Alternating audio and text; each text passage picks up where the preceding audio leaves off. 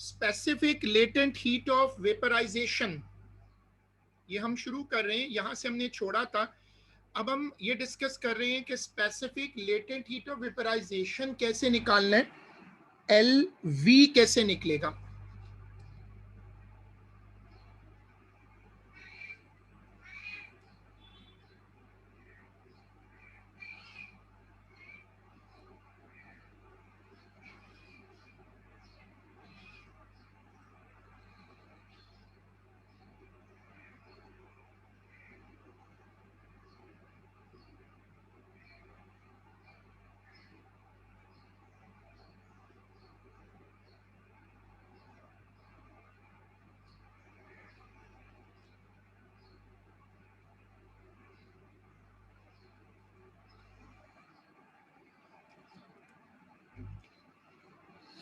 देखो, पहले ऑपरेटर्स गौर से समझो। इस कंटेनर में तुमने एक लिक्विड रखा हुआ है, इस कंटेनर में तुमने एक लिक्विड रखा हुआ है। देखो ये वाला लिक्विड है, तुम्हें नजर आ रहा है, जिसको तुम गर्म कर रहे हो, और एक थर्मोमीटर लगा हुआ है, ऊपर एक प्रेशर कैप है। यहाँ पर हमने एक ओपनिंग दी हुई है, स्टीम का एग्जॉस्ट दिया हुआ है, मैनोमीटर लगाया हुआ है। हम इसको गर्म करेंगे लिक्विड को ना, और गर्म करते जाएंगे। जब टेम्परेचर रुक जाएगा, यानी जब बॉइलिंग शुरू हो जाएगी, तो फिर हमें उस वक्त ये डेटा लेना होगा। यानी टाइम वो लेते हैं, वो टाइम इंक्लूड करते हैं जिसके दौरान टेम्परेचर रुका हुआ हो, क्योंकि वही लेटेंट हीट होती है। और ये सर्किट डायग्राम है।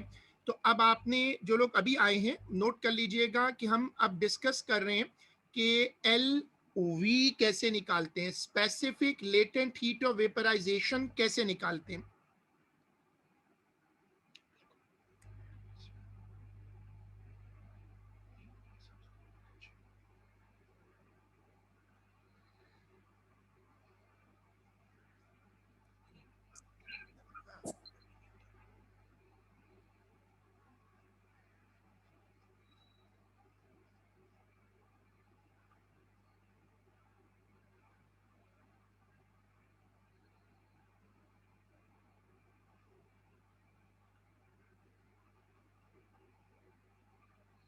ठीक है, उसमें सबसे पहले ये वाला ऑपरेटर्स कॉपी करिएगा।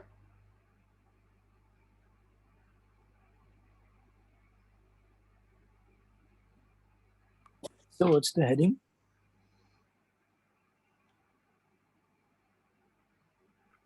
Okay, sir, thank you.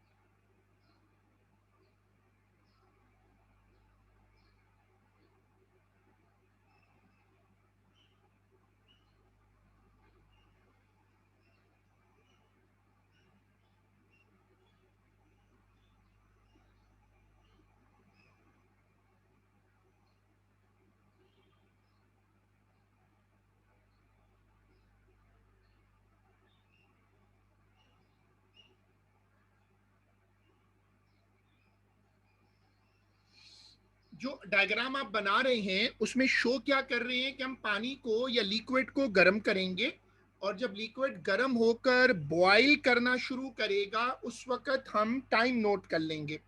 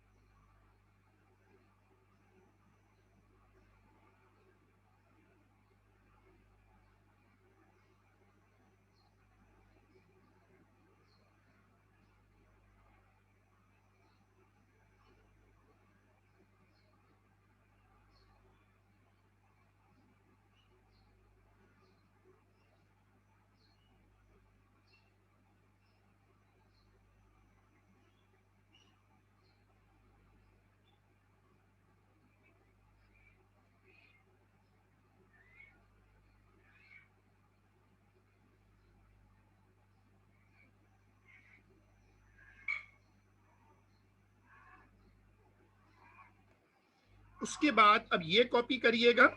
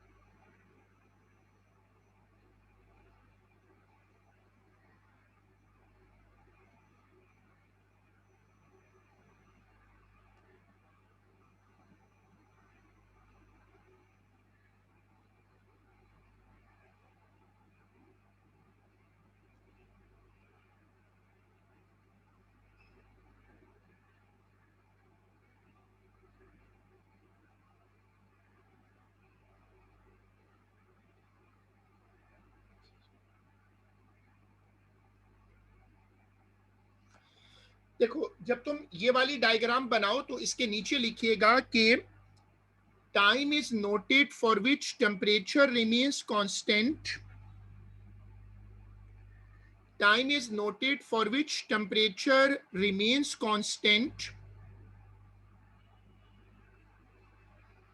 यानी आप घड़ी पे वो टाइम नोट करिएगा जिस दौरान टेम्परेचर रुका रहे। Time is noted for which temperature remains constant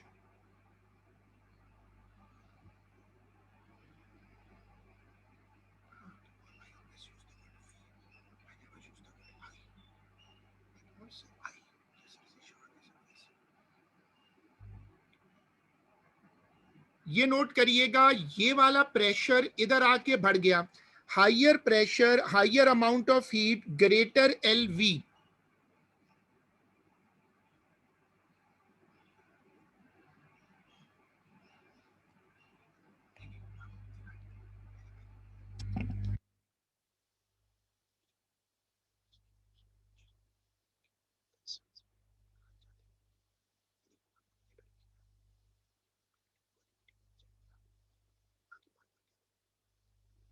time is noted for which temperature remains constant. अच्छा, अब अगला कॉन्सेप्ट देखो, जब प्रेशर बढ़ता है तो फिर आपको गर्म करने के लिए ज्यादा एनर्जी चाहिए, उससे क्या होता है, एलवी बढ़ जाती है, यानी एलवी में आंसर गलत आता है।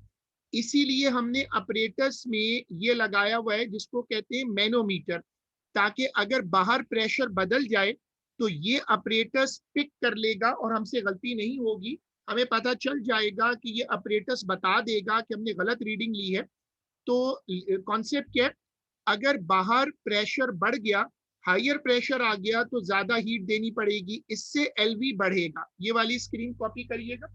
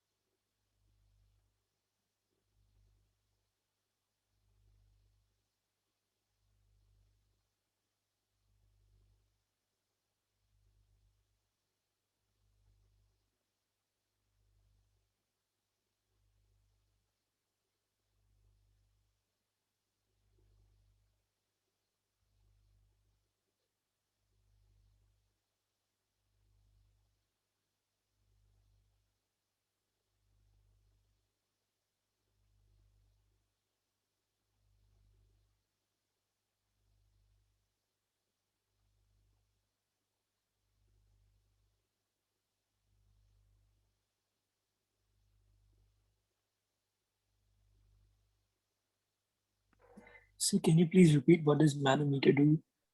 हाँ, मैंने तो अभी बस ये कॉपी करना है जो स्क्रीन पे आ रहा है ना। नहीं नहीं सर, अभी आपने एक्सप्लेन किया था ना, मैनोमीटर एक्सटर्नल प्रेशर। नहीं, मैंने कैन कहा वो था समझ। कि अगर प्रेशर बढ़ गया तो फिर आपका आंसर गलत आएगा, और इसी को चेक करने के लिए हमने मैनोमीटर लगाया है ताकि एक्सटर्नल प्रेशर राइज ना करे, अगर राइज करेगा तो आंसर गलत हो जाएगा।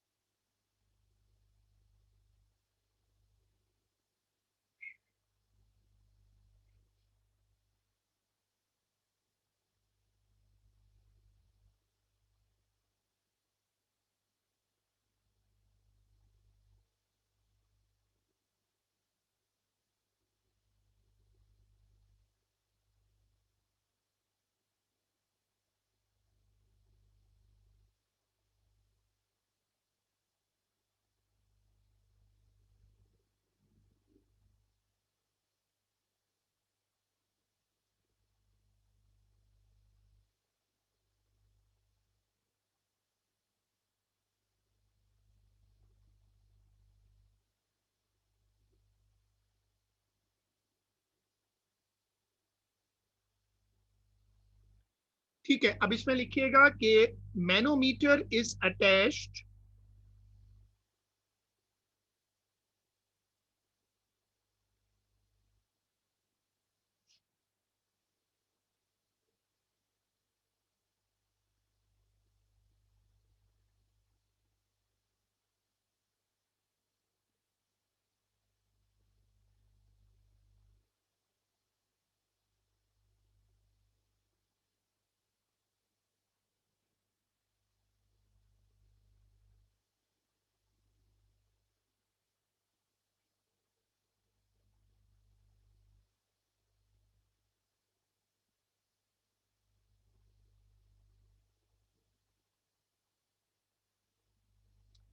देखो कि manometer is attached to monitor the temperature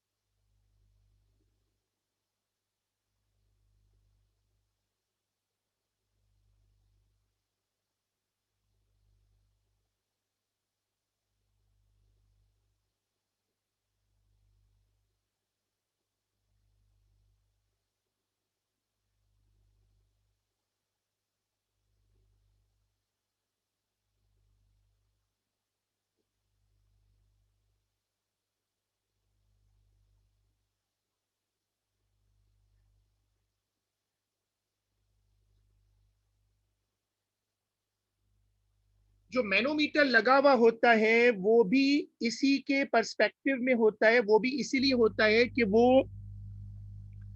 मैंने कहा था manometer is attached to manometer is attached to monitor the pressure to monitor the pressure. अब देखो तुम्हें ये नजर आ रहा है ना, ये उसी ऑपरेटर्स की जरा मॉडिफाइड फॉर्म है। ऊपर एक हमने बीकर सा बनाया हुआ है गोल, और उसमें हम हीटिंग कर रहे हैं। वो पहला ऑपरेटर्स तो जरा सिंपल था, तो बनाने के लिए दो लाइनें अब छोड़िएगा और ये हेडिंग डालिएगा।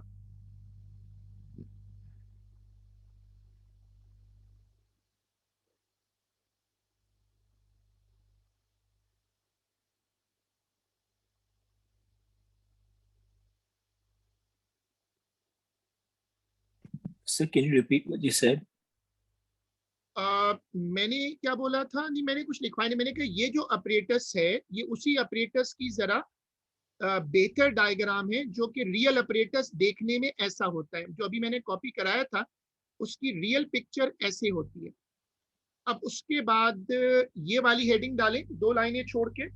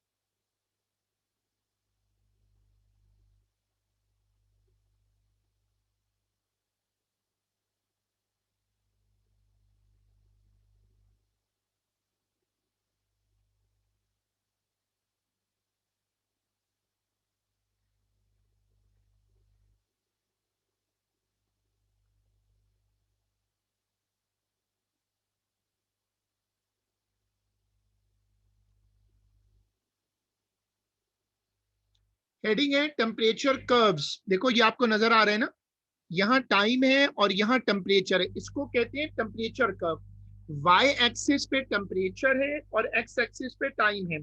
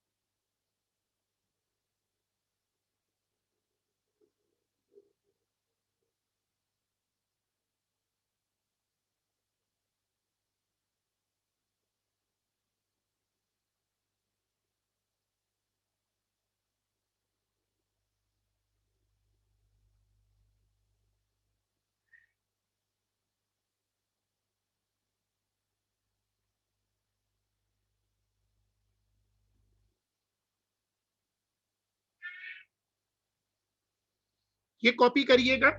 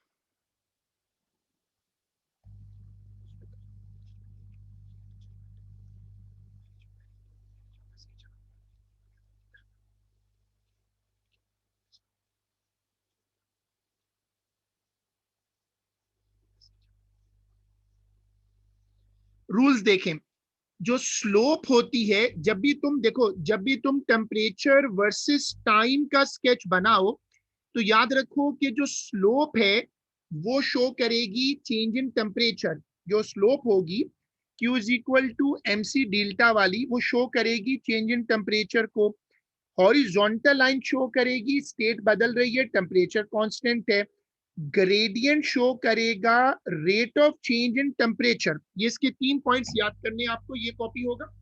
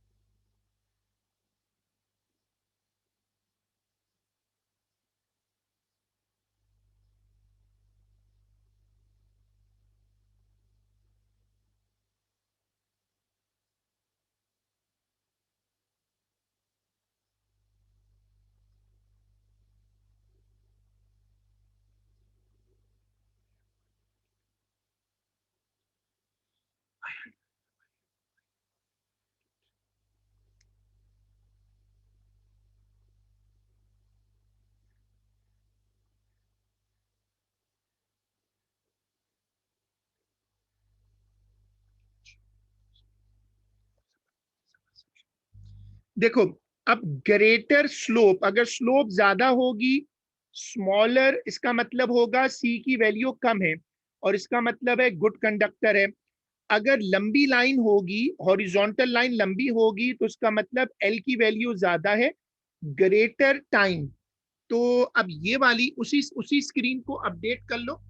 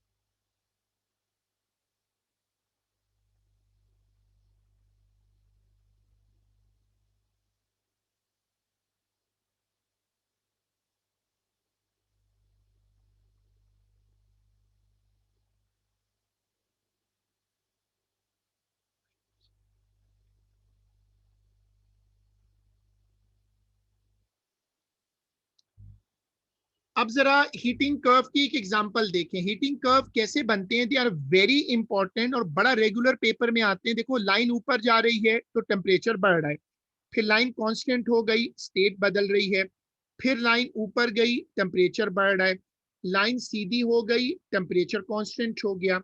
ये इस कर्व की स्पेशलिटी होती है। लाइन ऊपर जा रही है तो टेम्परेचर बढ़ रहा है, लाइन हॉरिजॉन्टल हो गई तो टेम्परेचर कांस्टेंट हो गया, फिर लाइन ऊपर गई, फिर लाइन सीधी हो गई। सीधी लाइन का मतलब है एल वी, और जब जब ये लाइन है तो एल एफ है। जब लाइन ऊपर जाती है तो उसका मतलब होता है सी। अब मैं एक एग्जांपल यूज कर रहा हूं, जिसमें मेरे पास आइस है और मैं उसको गर्म करके मेल्ट कर रहा हूं, फिर वाटर बनेगा, फिर मैं उसको बॉईल करके ना स्टीम बनाऊंगा। तो आप साइड हेडिंग दीजिएगा हीटिंग कर्व, साइड हेडिंग दीजिएगा हीटिंग कर्व, और उसमें ये कॉपी करिएगा, पूरी डायग्राम कॉपी करिएगा। सर एक सेकंड रूल्स दिखाना।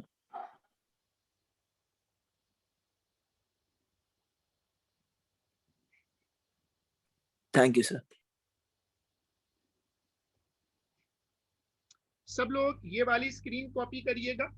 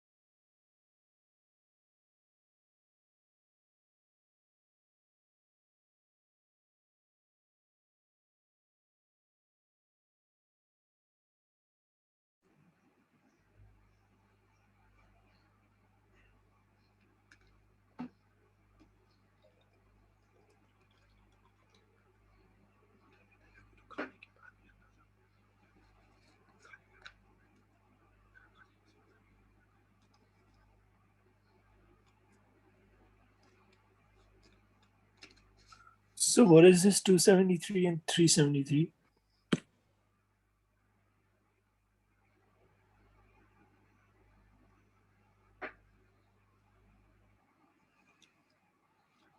The unit of temperature is Kelvin.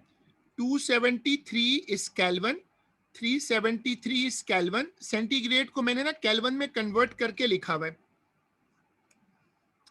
देखो अब तुम ये नोट करो कि ये लाइन लंबी है, ठीक है, इसका मतलब है कि L V is greater than F L F.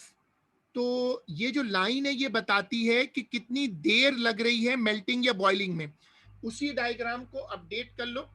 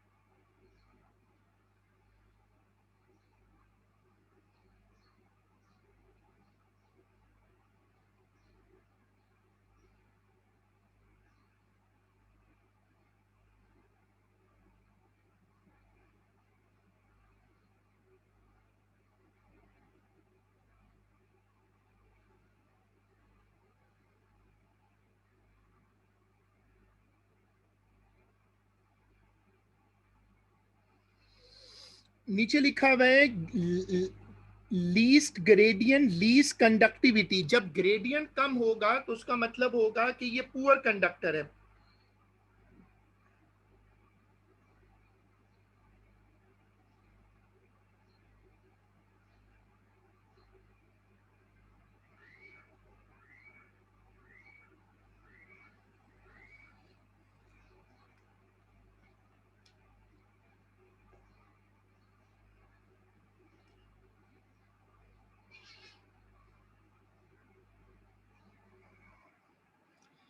Cooling curve side heading दीजिएगा. कूलिंग कर्व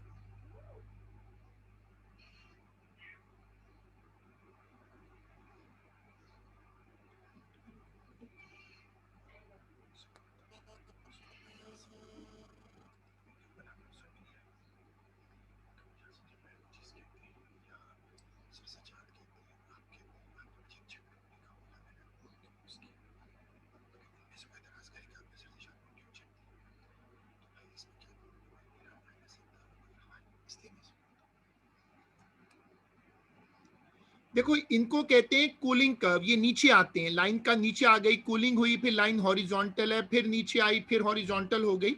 इनको कहते हैं कूलिंग कर्व. ये दो तरह के होते हैं. एक तो ये वाले होते हैं जिनमें स्टेट नहीं बदलती, खाली कूल हो जाता है ऑब्जेक्ट. जैसे आप चाय की प्याली रखें टेबल पे, वो ठंडी हो जाती है लेकिन वो अभी स्टेट नहीं बदलती. और एक ये वाले होते हैं जिनमें लाइन हॉरिजॉन्टल होती है. देखिए ये बड़ा इंपॉर्टेंट कॉन्सेप्ट है कि जब भी लाइन हॉरिजॉन्टल हो जाए तुम समझ जाओ कि यहाँ टेम्परेचर चेंज हो रहा है। चलो अब तुम इसमें ये जो हेडिंग डाली थी कूलिंग कर्व, उसमें ये वाला कॉपी करो।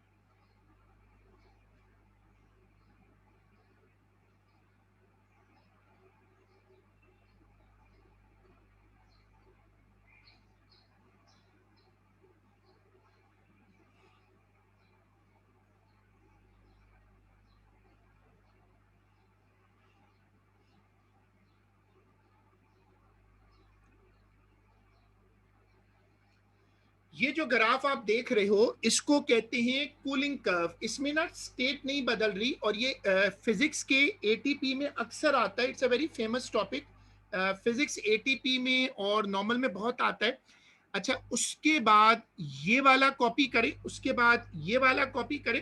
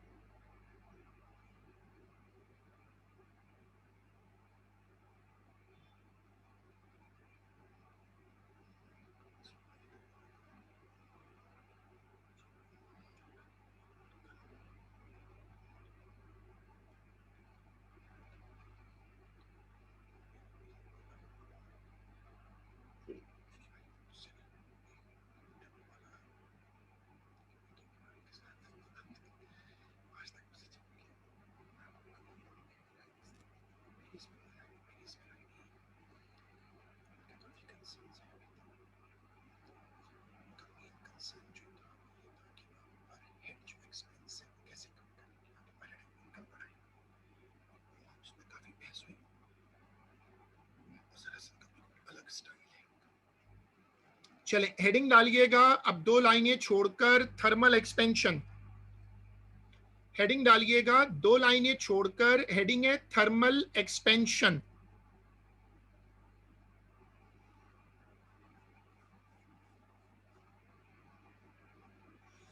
यहां पर एक शॉर्ट ब्रेक है, 7-8 मिनट का, 7 to 8 मिनट का ब्रेक है, और हम इसको फिर ब्रेक के बाद कंटिन्यू करेंगे।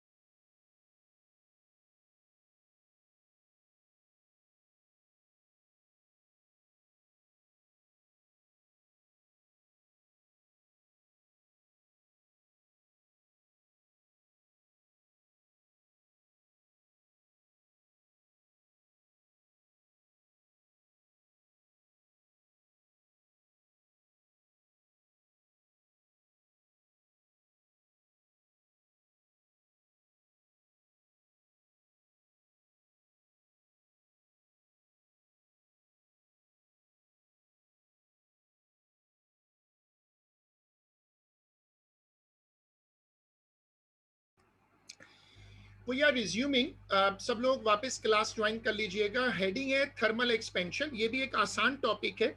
थर्मल फिजिक्स बहुत आसान है, छोटे छोटे टॉपिक्स हैं इसमें और बहुत स्कोरिंग फिजिक्स है। जो मुश्किल फिजिक्स है जिसकी आजकल मैं रिवीजन भी करवा रहा हूँ, वो जो वर्कशॉप्स कर रहा हूँ, मुश्किल फिजिक्स वो वाली है। हेडिंग है थर्मल एक्सपेंशन। देखो कॉन्सेप्ट बड़ा सिंपल है, तुम किसी चीज को गर्म करो, जब तुम उसको गर्म करोगे तो उसके मॉलिक्यूल्स की एवरेज काइनेटिक एनर्जी बढ़ेगी, मॉलिक्यूल्स एक दूसरे से दूर होते जाएंगे, साइज बढ़ेगा, इसको कहते हैं थर्मल एक्सपेंशन। ये कॉपी होगा। ब्रेक के बाद हमारा पहला कॉन्सेप्ट है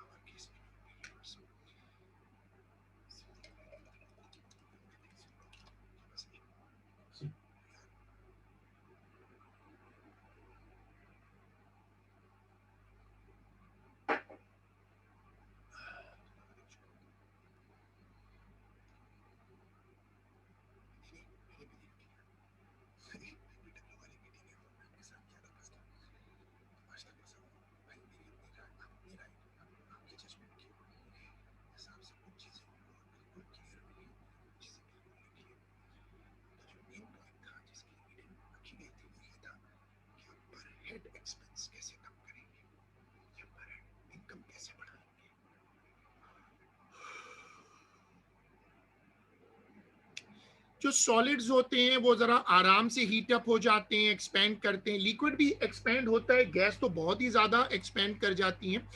जो गैसेस होती हैं उनकी एक्सपेंशन सबसे ज्यादा होती है। Gases expand more than liquid and solids, liquid expand more than solid. Expansion का ऑर्डर क्या है? Gas greater than liquid greater than solid. ये वाली स्क्रीन कॉपी होगी।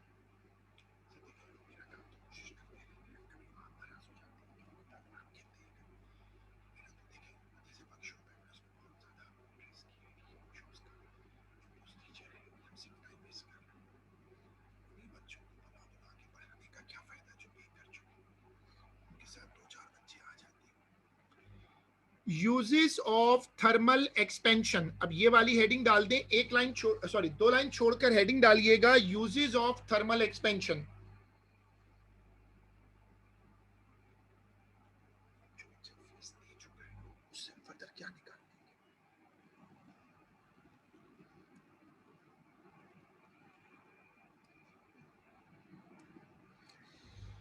यूजेस ऑफ,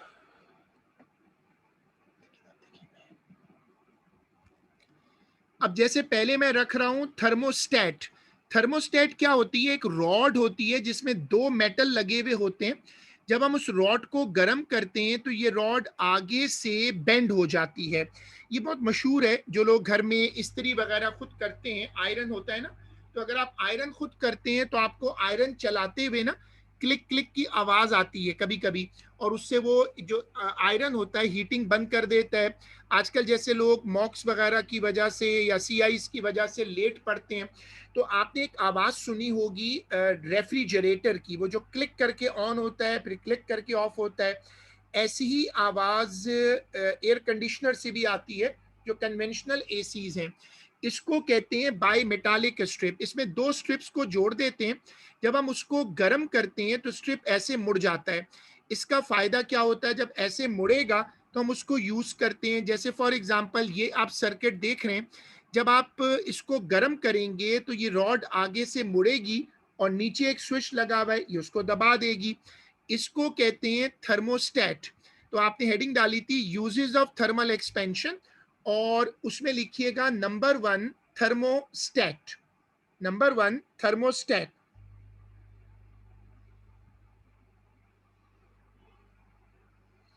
उसमें लिखिएगा थर्मोस्टेट की हेडिंग डालकर, it uses a bimetallic strip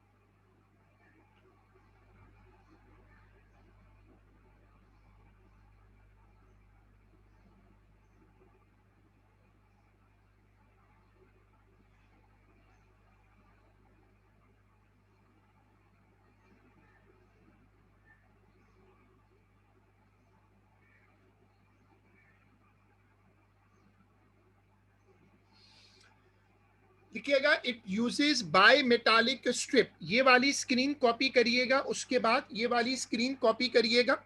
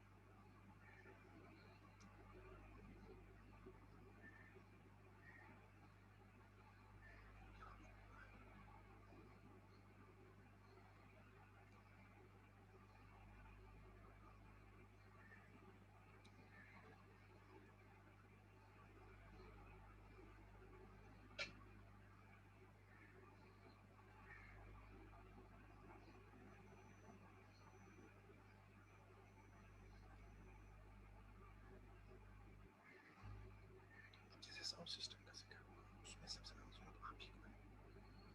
अगर वो साउंड सिस्टम किराए पर आता है, मेरे पास स्पीकर पड़े हैं, साउंड सिस्टम भी बता, लेकिन इंस्टॉल कर दिया तो आगे से आपने कहा, तो अब ये नेचुरल इशू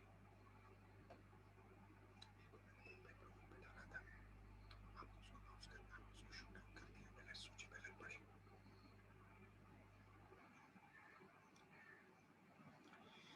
जब हम इसको गर्म करते हैं तो ये रॉड मुड़ती है, जब ये मुड़ेगी तो इस बटन को प्रेस करेगी और उससे आप चीजों को कंट्रोल कर सकते हैं। Number 2, to open a tight cap, ये डालिएगा।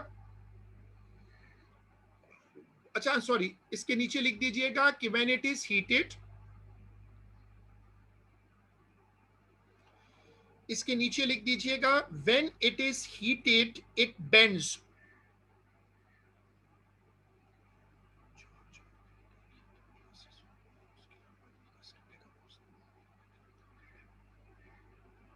when it is heated it bends.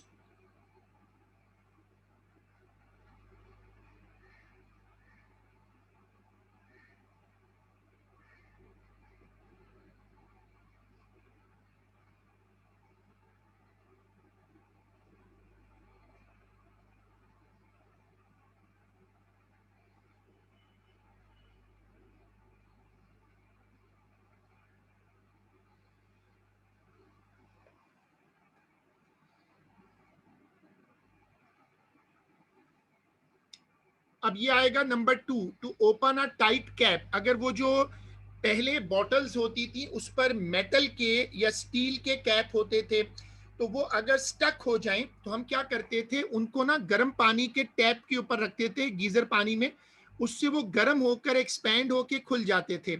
तो लिखिएगा कि place it under hot water, इसको कॉपी करके नीचे लिखिएगा, place it under hot water, place it under hot water, it expands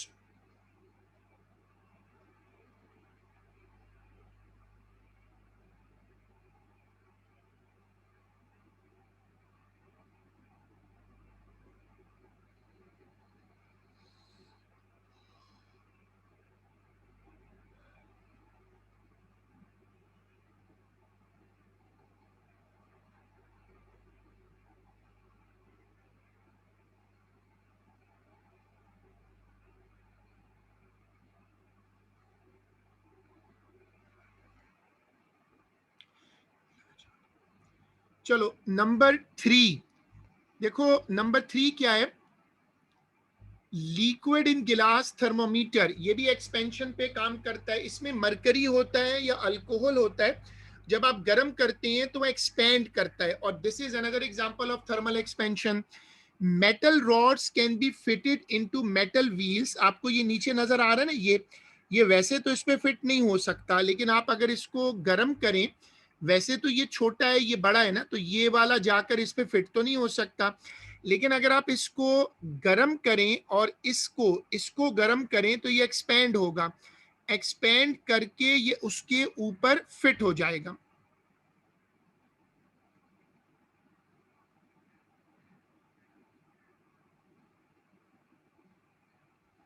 चलो अब ये 2 एग्जांपल्स और हैं।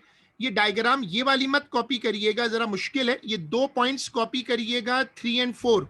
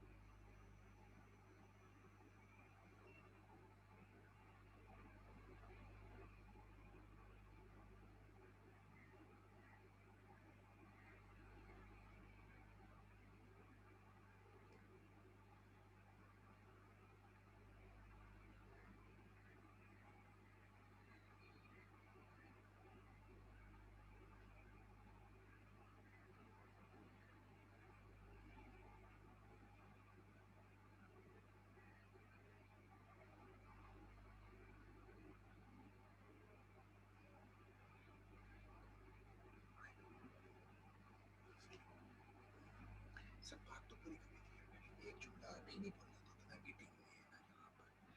आपको सब कुछ आता है लेकिन भाई किसी को मौका तो दें। ये वाली स्क्रीन कॉपी करें,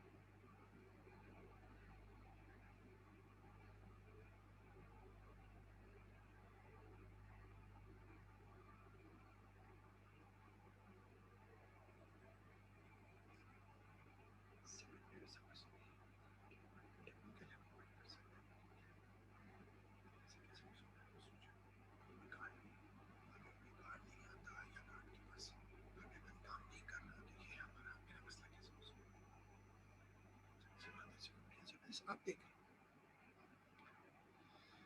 अब हेडिंग डालिएगा कॉन्सिक्वेंसेस ऑफ थर्मल एक्सपेंशन, 2 लाइनें छोड़कर ये वाली हेडिंग आएगी, कॉन्सिक्वेंसेस ऑफ थर्मल एक्सपेंशन।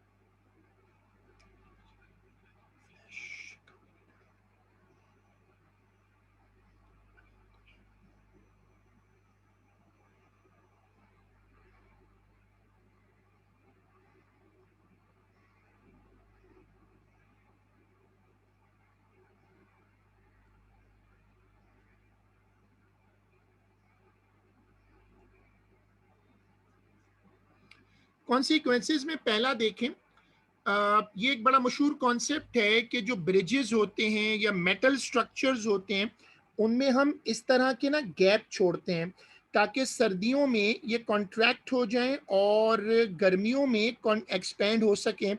जब आप किसी ब्रिज पर से जाते हैं ना तो आपको ये मेटल की आवाज़ भी आती है हिलने की। तो जब हमने जानबूझ के गैप रखा होता है ताकि क्या होगा, अगर गैप रखा होगा तो क्या होगा कि उसमें ना एक्सपेंशन और कॉन्ट्रैक्शन कवर हो जाएगी। तो लिखिएगा number 1, in metal structures, number 1, in metal structures gaps are left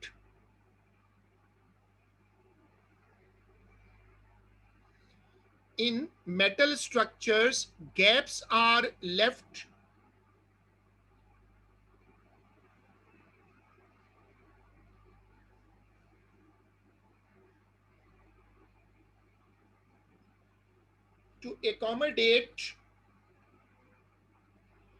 in metal structures, gaps are left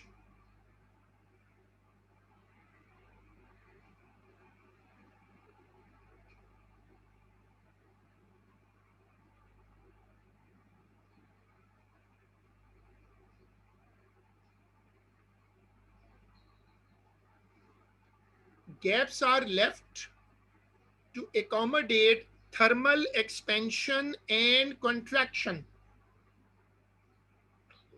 Thermal expansion and contraction.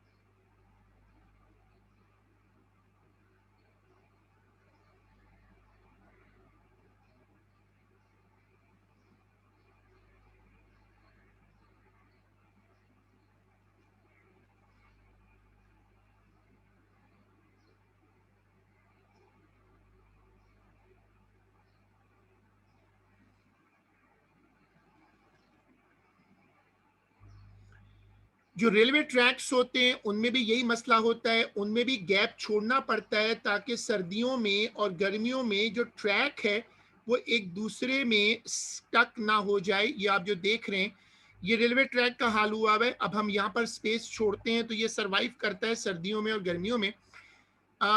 Number 2 कर दें। Number 2, cycle tyres burst in summer. गर्मियों में cycles के tyre फट जाते हैं।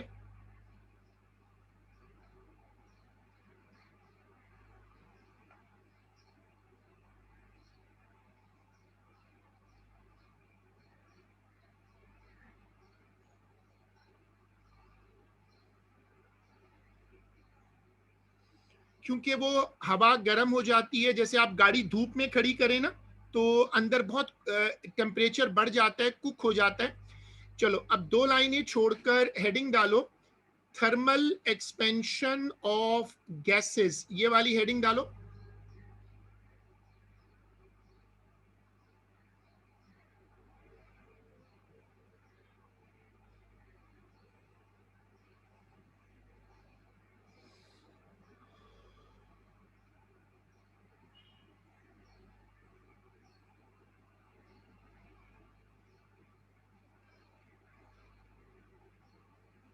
ये वाली हेडिंग डालिएगा।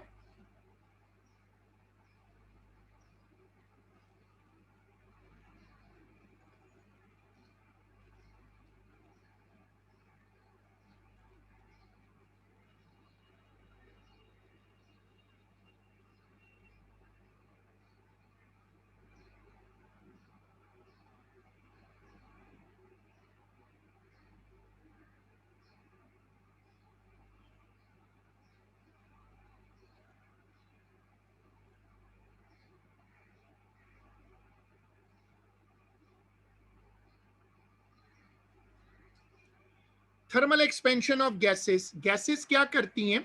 जब आप गैसेस को गर्म करते हैं तो गैसेस एक्सपैंड हो जाती हैं। जब आप गैसेस को गर्म करते हैं तो गैसेस एक्सपैंड होती हैं। तो इसमें लिखिएगा कि when a gas is heated,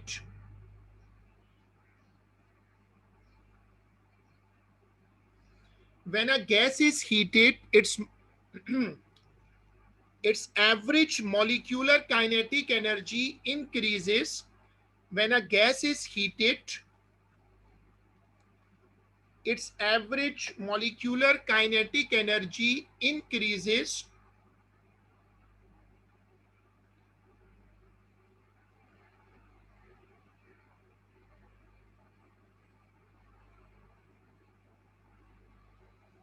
Its average molecular kinetic energy increases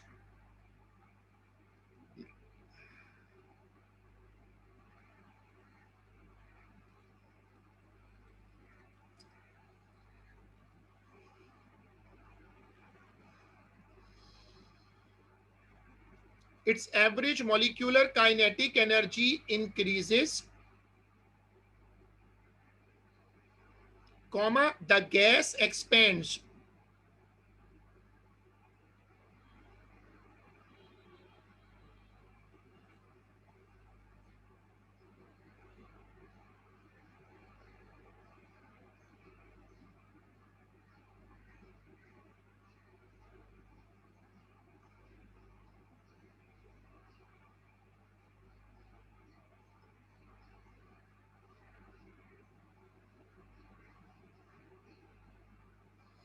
ठीक है, अब हेडिंग डालें चार्ल्स लॉ, हेडिंग डालें चार्ल्स लॉ।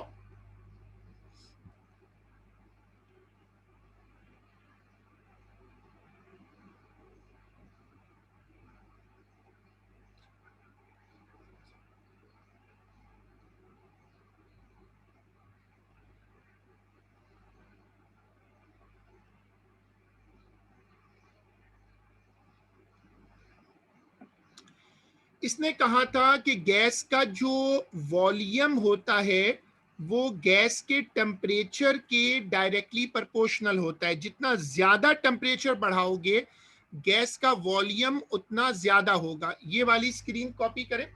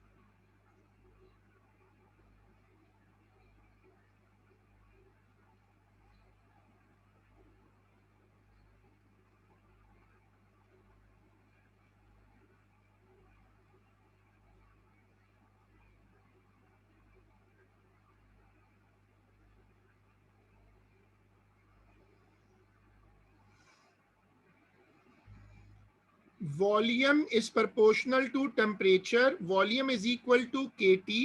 और फिर ये इक्वेशन बनेगी, इसको कहते हैं चार्ल्स लॉ इक्वेशन। ये वाली स्क्रीन कॉपी करें, छोटी सी डेरिवेशन है।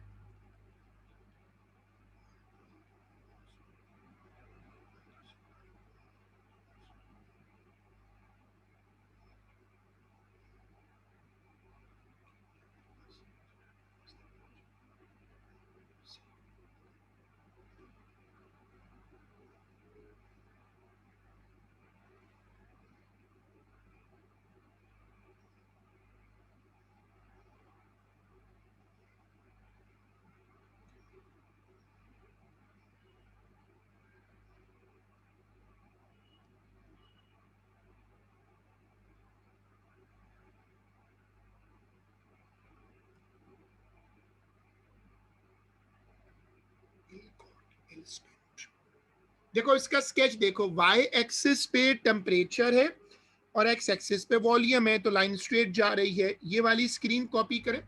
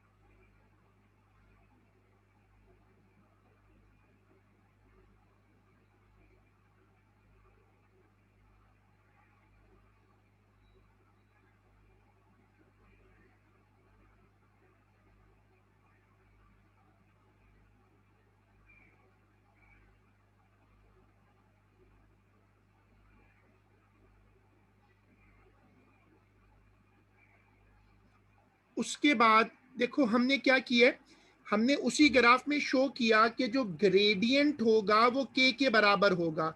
ये वाली स्क्रीन चेक करिएगा।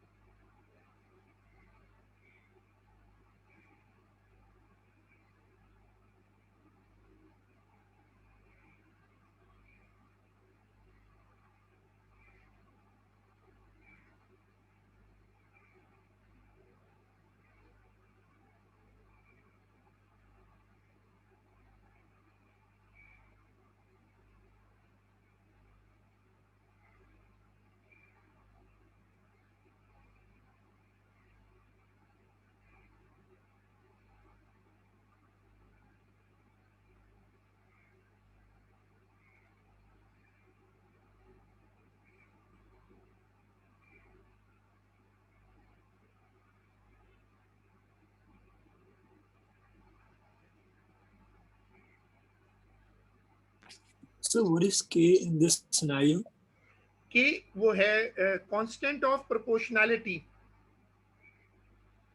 के का मतलब है कांस्टेंट ऑफ प्रोपोर्शनैलिटी, वो जो प्रोपोर्शनल होता है ना उसको कहते हैं के।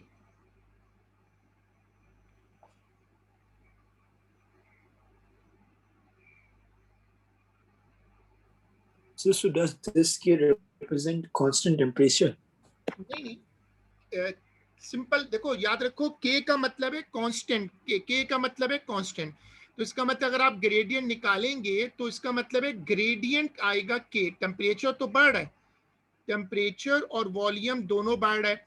अब मैंने ग्राफ का स्केल चेंज किया, मैं वाई एक्सिस पे वॉल्यूम है लेकिन मैंने टेम्परेचर को सेंटीग्रेड में ले लिया, तो ग्राफ ऐसे पीछे जाएगा, यहां आकर जीरो को टच करेगा। ये है -273.15, जिसको कहते हैं एब्सोलूट जीरो। ये वाली स्क्रीन कॉपी करिएगा।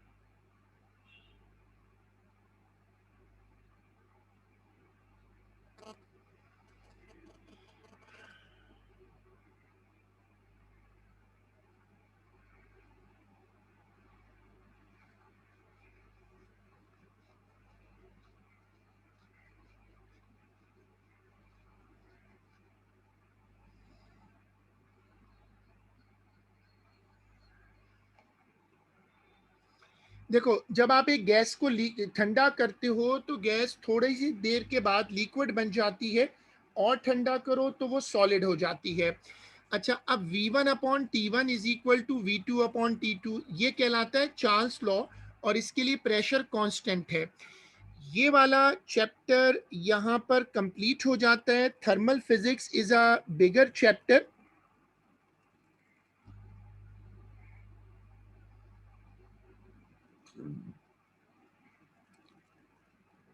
चलें, पेज बदल दें, टेक अ न्यू पेज। ये एक और आसान चैप्टर है, बहुत फेमस भी है, हर साल नहीं आता।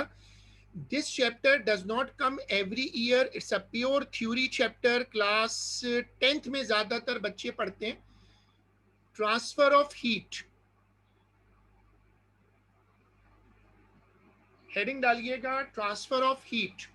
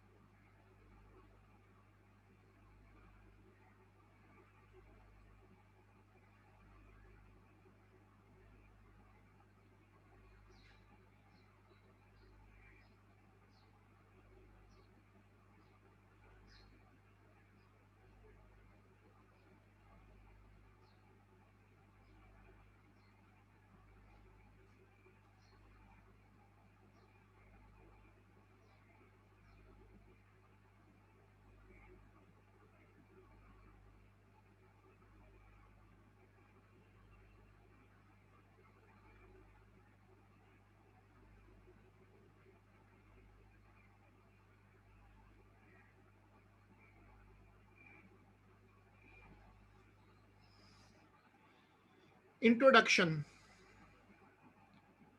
आप साइड हेडिंग, सॉरी, चैप्टर की पहली हेडिंग डालिएगा introduction.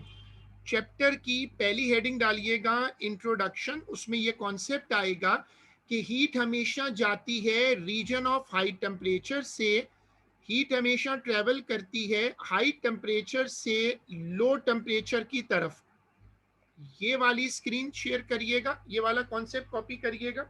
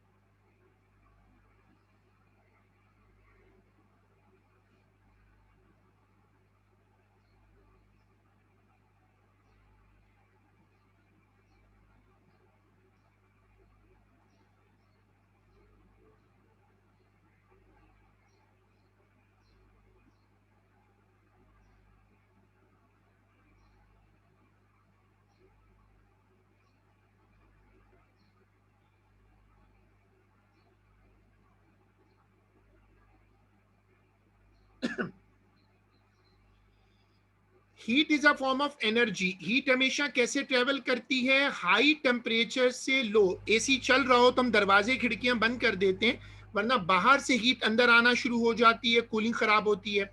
This is an example. सूरज से जमीन की तरफ हीट आती है बिकॉज हाई से लो है। तो ये वाला कॉन्सेप्ट कॉपी होगा, ये वाली डायग्राम कॉपी होगी।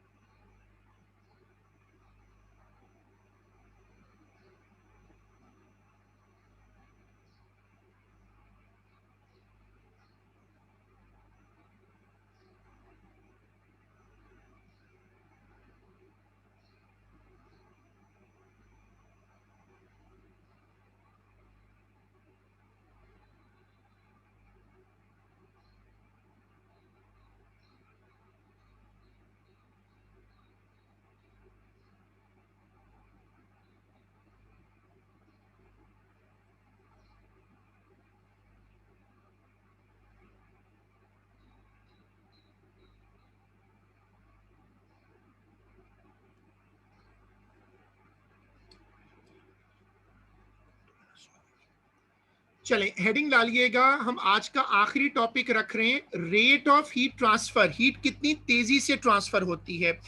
कुछ केसेस में हीट बहुत तेजी से ट्रांसफर होती है, कुछ में आहिस्ता ट्रांसफर होती है। अगर आपका हाथ किसी गर्म चीज को लग जाए तो हीट एकदम से ट्रांसफर होती है, वहां पर रेट ज्यादा होता है। आप घर में जब आते हैं, बाहर से गर्मी है, आप एसी ऑन करते हैं तो आप देखते हैं आहिस्ता आहिस्ता कूलिंग होती है। इसको कहते हैं रेट ऑफ हीट ट्रांसफर।